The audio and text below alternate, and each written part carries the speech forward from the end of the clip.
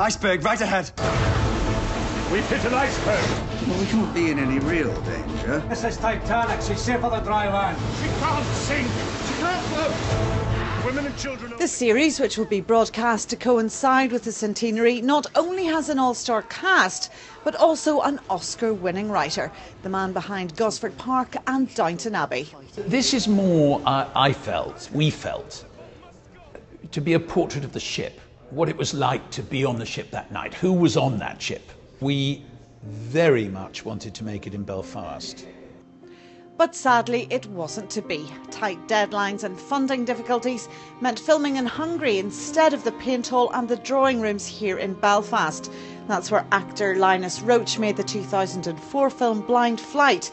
In Titanic, he's the fictional first-class character, the Earl of Manton. He seems quite nice. His wife's a nightmare, but he seems quite nice. How does he develop as it moves forward?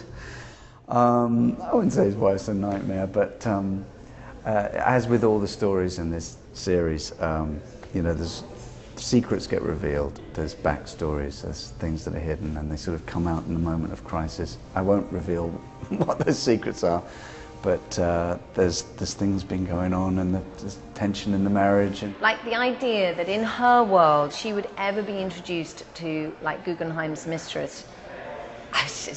I mean, she doesn't even know where to begin to deal with that. I mean, it's just sort of like, which actually really appealed to me, I have to say, when I read the script. I was like, I love it, she's just permanently uncomfortable. While some roles are fictional, many are based on real people, like Second Officer Lightoller. Women and children only. Imagine how they felt. I mean, it was a huge tragedy on a huge scale, and you couldn't help but think, what would I have done?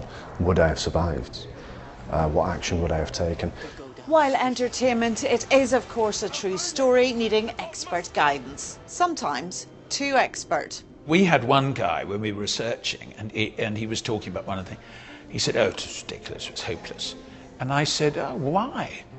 He said, when we saw the ship sailing, they had lights on in some of the cabins that weren't occupied. At that moment I thought, I think I'm backing out of here.